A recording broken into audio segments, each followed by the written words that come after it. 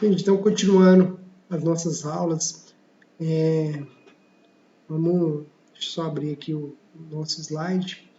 A gente viu, então, na aula passada essa questão da corrosão em meio ácido, que é a liberação de hidrogênio. O H+ é o receptor de elétron. E esse estudo dessas reações, então, permite a gente identificar, né?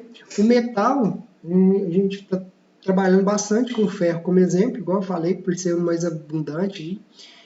O metal ele é corroído, ele forma um cátion do metal e libera elétrons para o meio. A reação só ocorre se tiver um receptor de elétron. Um receptor de elétron, então, ele funciona como agente oxidante, certo? E o meio ácido, quem que seria esse receptor? O H+, formando gás hidrogênio. Meio ácido não aerado, meio sem oxigênio. Se o meio tiver neutrobásico, quem recebe os elétrons, quem funciona como meio oxidante, é o oxigênio. O oxigênio, meio de água, consegue receber esses elétrons. Meio ácido e aerado. Meio ácido e aerado, tanto o oxigênio quanto o H+, os dois vão receber os elétrons. Basta a gente somar a reação 1 com a 2, certo? Então, a parte de corrosão do metal é igual. O que vai mudar o mecanismo da reação é o pH do meio, basicamente, se o meio é aerado ou não. Presença de oxigênio e presença de H+, todas os dois tipos de presença, contribuem, então, para a formação aí do cátion do metal, que é a reação de corrosão.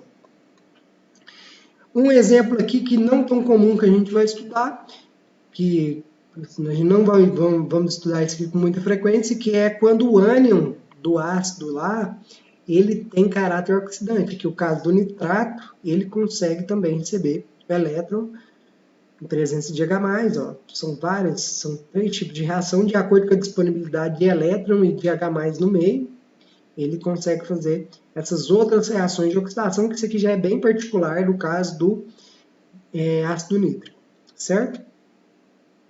E a partir dos mecanismos, então, a gente conclui que se o meio tiver ácido e aerado, mais intensa vai ser a corrosão. Então, se eu tiver um meio para remover o oxigênio e remover H+, já é uma boa estratégia de diminuir a corrosão, de reduzir a corrosão ou acabar com o processo corrosivo, certo? Olha aqui, através dessa figura a gente percebe isso. Aqui a gente tem um aço, aqui está o aço em inglês, né? Em presença de oxigênio, aqui tinha até uma película passiva, mas o cloreto consegue degradar essa película. Se ele degrada a presença de oxigênio e a presença aqui de íons, permite o contato elétrico. O ferro, então, ele é oxidado, mesmo não estando em meio ácido, né? Meio de oxigênio, meio de cloreto. Provavelmente aqui um aço, uma tubulação aqui, meio oceânico, né? Com cloreto de sódio. E aqui já uma reação aqui meio ácido, bem mais acelerada, né? Qual que é o meio mais corrosivo que a gente tem aqui? Então, seria o meio ácido, né? Comparando com os dois. Aqui tem a formação de ferrugem, um pouco mais lenta essa reação. O meio ácido é a reação mais abrupta.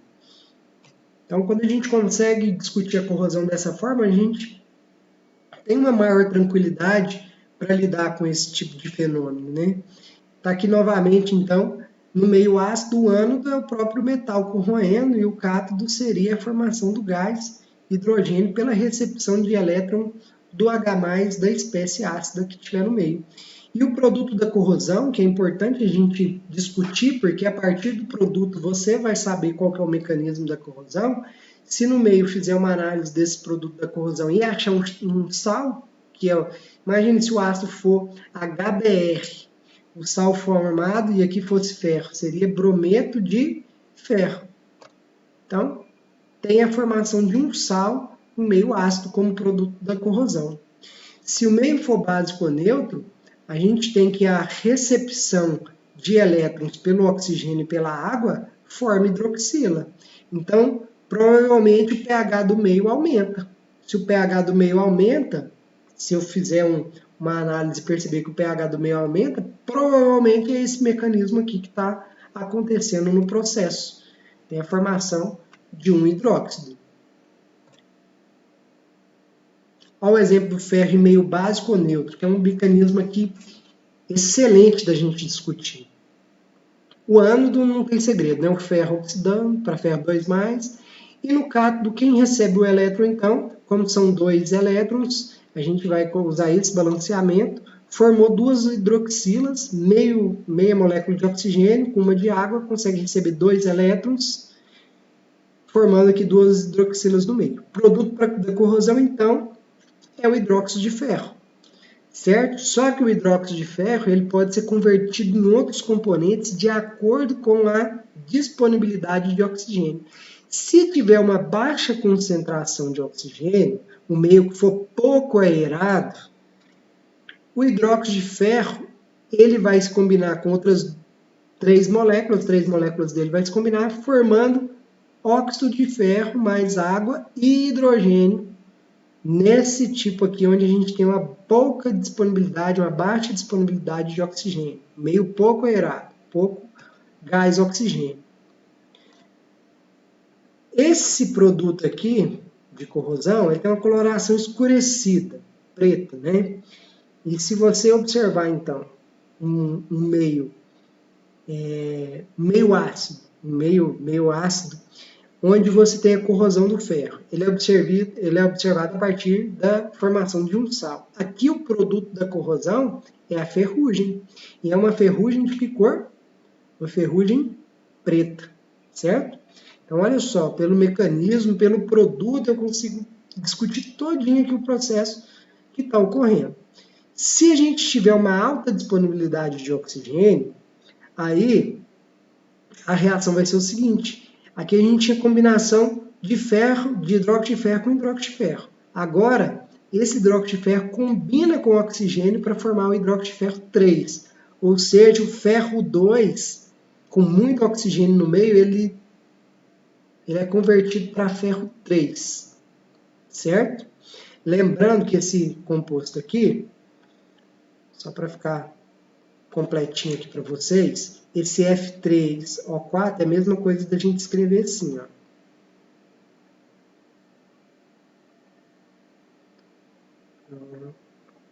Certo? Tem ferro 2 e ferro 3. Ou seja, nem todo ferro 2 foi convertido para ferro 3. Parte continuou ferro 2. Aqui, todo ferro 2+, foi convertido para ferro 3+, formando hidróxido de ferro 3. O hidróxido de ferro 3, quando ele desidrata, perdendo água, ele consegue combinar. Essa água sai aqui de uma forma de hidróxido na molécula e ela vai para a forma de água mesmo. E aí a gente tem então, deixa eu só pegar aqui a canetinha. E aqui a gente tem então a formação do hidróxido de ferro hidratado. Aqui a gente tem só hidróxido de ferro. Quando ele perde água, ele consegue formar o hidróxido de ferro hidratado. Isso aqui é aquela ferrugem que a gente já está acostumado, aquela coloração marrom esverdeada ou castanha avermelhada, coloração típica de ferrugem mesmo, que a gente já está acostumado, certo? Então, se você esquecer um bombrilzinho lá na pia, uma palha de aço lá na pia, e aí essa palha de aço ficou só uma pocinha d'água. Aí você vem aqui na parte de baixo e observa que aqui a palha de aço está bem pretejada. Na parte de cima a palha de aço está bem avermelhada, aquele marrom alaranjado, cor de ferrugem mesmo. Você pode concluir que essa parte aqui ficou dessa cor alaranjada porque tinha uma alta disponibilidade de oxigênio do ar. A parte de baixo não, o oxigênio não estava conseguindo chegar aqui na parte de baixo. E é uma forma, então, da gente discutir esse tipo de acontecimento, certo? Uma outra coisa, a ferrugem, depois que ela é formada, esses íons aqui presentes do ferro tornam o meio, então, uma questão assim, que vocês têm que pôr na cabeça de vocês, os meios corrosivos, que é o meio ácido, o meio básico, a gente tem o oxigênio e a água para receber os elétrons, E vocês têm que ter uma outra coisa em mente também, que é o que a gente já discutiu nas outras aulas, que depois que a corrosão inicia, a gente tem um aumento de cargas elétricas. Então imagina aqui, ó, eu tenho um ânodo e aqui eu tenho um cátodo. Isso aqui é o contato elétrico entre os dois. Esse meio aqui, que eu estou mostrando aqui. Isso é o contato entre os dois. Se esse meio é pouco condutor, o contato elétrico tem uma alta resistência, essa reação vai acontecer de forma mais lenta, certo? Imagina que isso aqui seja água. De repente, começa as primeiras corrosão. O ânodo começa a fornecer cátion. Ele não fornece cátion, gente, quando o metal é oxidado. E além de fornecer cátion, ele também fornece o quê? Elétron. Então, olha só, eu tenho carga positiva e carga negativa.